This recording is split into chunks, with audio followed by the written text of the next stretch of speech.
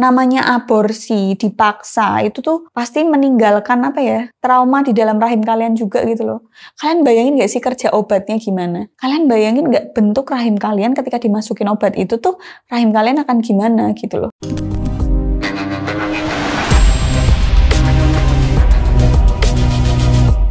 Hai semuanya, gimana kabar kalian teman-teman? Semoga sehat selalu. Kalau kalian ada yang komen, Mbak Adel bajunya itu doang, iya, nggak apa-apa. Serah, aku cuman butuh kalian dengerin aja, nggak usah dilihat.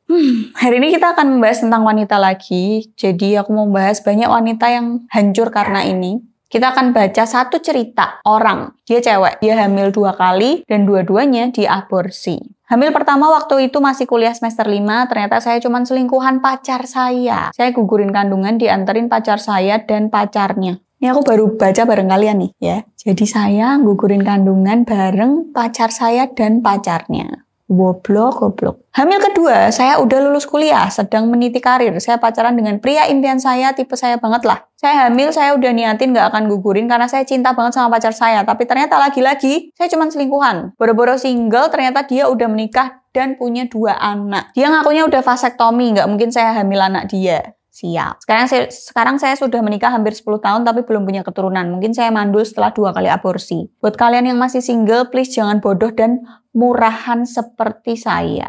Oke. Ceritanya memang sesimpel itu. Tapi aku yakin mbaknya menjalani hidup tidak sesimpel itu. Mungkin kalau kalian dengar cerita pengguguran, gugurin kandungan dan lain-lain, itu banyak terjadi di sekitar kalian. Bahkan ceweknya nggak cuma gugurin sekali atau mungkin bahkan berkali-kali dengan beberapa laki-laki yang berbeda. Jujur karena aku nggak pernah menggugurkan kandungan amit-amit bayi ojo sampai, aku nggak tahu itu beli di mana. Tapi orang-orang ini tuh dapet aja. Ada yang beli online, ada yang beli langsung ke tempatnya, dan banyak dari mereka yang cerita ke aku. Mereka diawali dengan ketipu dulu, baru akhirnya dapat obat yang benar. Karena mungkin yang jual obat-obatan ini juga nggak mau tiba-tiba terjebak dan akhirnya ketangkap polisi. Soalnya, nih buat kalian harus tahu ini. Ketika kalian menggunakan obat penggugur dan akhirnya pendarahan dan kalian panik terus kalian bawa ke rumah sakit. Kemudian di rumah sakit pasti kan dicek. Akibat pendarahan ini kenapa? Dicek semuanya, kemudian ditemukan obat itu tadi. Kalian berdua bisa dipenjarakan.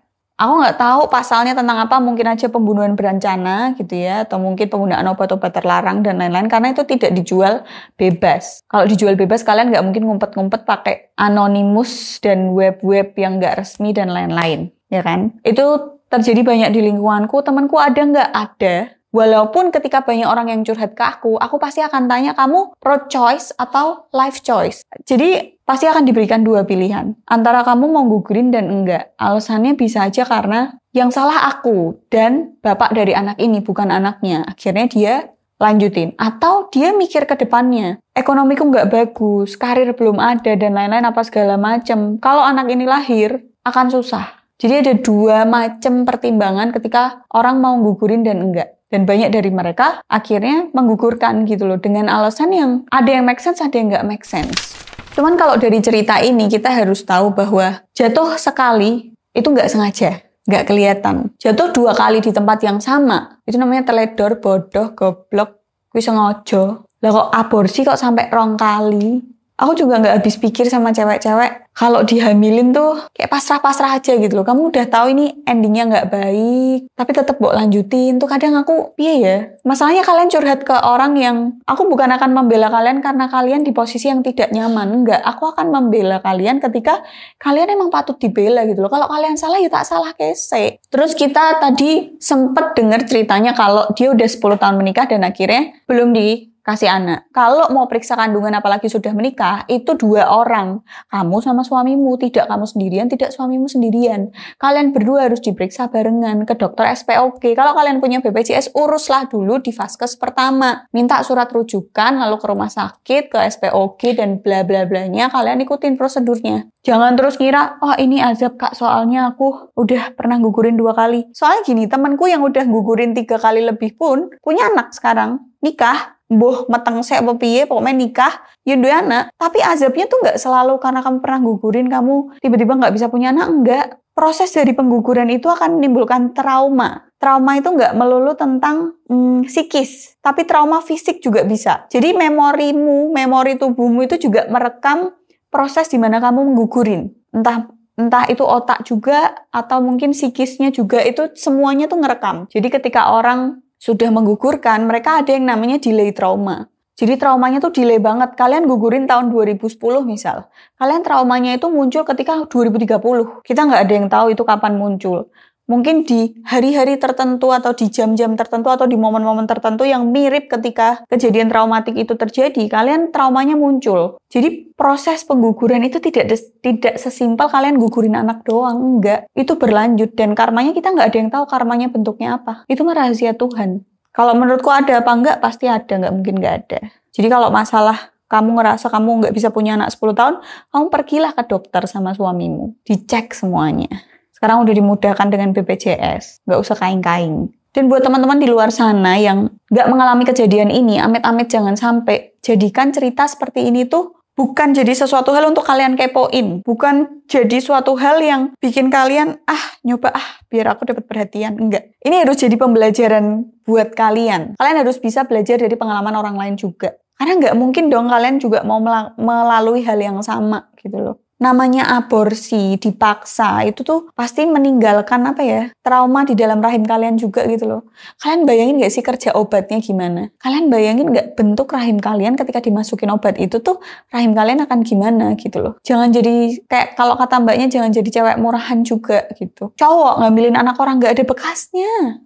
Apa bekasnya? Kalau dilanjutin dihamilin pun juga kalian yang melendung, anatomi tubuh kalian yang berubah, laki-laki sama. Tanggung jawab, iya, mangkir dari tanggung jawab banyak. Mau. Jangan jadi cewek yang murah, gampang, bisa digampangke. Karena kalian kalau udah hamil dan akhirnya mau mbok lanjutin tuh, ya udah. Wes kalian udah hidup dengan anak kalian. Bukan nyalain anaknya ya, tapi hidup kalian akan berubah 180 derajat gitu loh. Meho, habis itu lahir kakaknya masuk jadi adikmu pun, darah lebih kental daripada air gitu. Kalian mau ngumpetin kayak gimana pun tetap ada orang yang tahu. Nggak mungkin nggak. Kalau dari aku cerita kayak gini tuh sebenarnya sudah banyak ya di luaran sana. Bahkan mungkin kalian yang nonton ini pun melalui hal itu gitu. Mungkin kalian yang nonton ini adalah orang yang pernah gugurin kandungan gitu. Kalau sekali doang mah ya asal nggak diulangin masih oke lah. Tapi kalau sampai berkali-kali tuh aku nggak respect sih. Dulu aku pernah ngomong ke orang, kalau kamu pernah gugurin kandungan, aku nggak mau kerja bareng kamu gitu loh. Tapi ternyata dia lebih dari sekali gitu loh melakukannya. Kalau sekali tuh kayak, oke, ini keluputan. Kamu mungkin waktu itu belum pernah belajar apapun gitu ya. Kalau sampai 2-3 kali tuh, itu sengaja sih, itu menggampangkan. Pesanku buat kalian adalah jangan jadi cewek murahan, sama apapun yang kalian lakukan di masa sekarang, masa muda kalian, itu impactnya nanti ketika kalian udah nggak mikirin hal itu. Ketika hidup kalian lagi baik-baik aja, lagi enak-enaknya hidup, tiba-tiba ada aja musibahnya. Kalau kalian baca curhatan kayak gini, baca berita kayak gini tuh, jadikan refleksi gitu loh. Kayak pengalaman orang tuh harus jadi pengalaman kalian juga. Nggak usah dilaluin, tapi buat belajar aja. Kalian nggak bayangin kalau misalnya hamil di luar nikah, kalian sedang meniti karir, misal tiba-tiba hamil. Ya kalau cowoknya mau tanggung jawab lah, kalau enggak, ya kalau tanggung jawab terus ke depannya baik-baik aja. Kalau enggak, kalian belum siap, terus habis itu cerai. Udah tertulis tuh, kalau cewek udah janda. Mbok pikir kalau di Indonesia janda enak, mudah terkena rumor, iya. Bahaya. Buat teman-teman di luar sana, pacaran itu nggak melulu harus tentang seks. Kalian bisa lakuin seks itu setelah nikah, itu justru lebih enak, lebih nyaman, lebih yahut, eksplorasinya bisa total. Tapi buat kalian penganut mungkin nggak mau nikah, maunya celup-celup aja yuk, kuwi karepmu, resiko ditanggung penumpang. Dan buat teman-teman yang merasa menggugurkan kandungan itu hal biasa, dan kalian gampang ke hal itu, coba kalian bayangin, kalian pergi deh ke dokter SPOG tapi yang khusus buat penyakit kayak bayi tabung, yang susah punya anak dan lain-lain. Betapa banyaknya orang di sana, pasangan suami istri yang sudah berjuang bertahun-tahun untuk dapetin anak, dan kalian dapetnya dengan cara yang mudah sekali, tanpa disengaja, dan kalian buang gitu aja.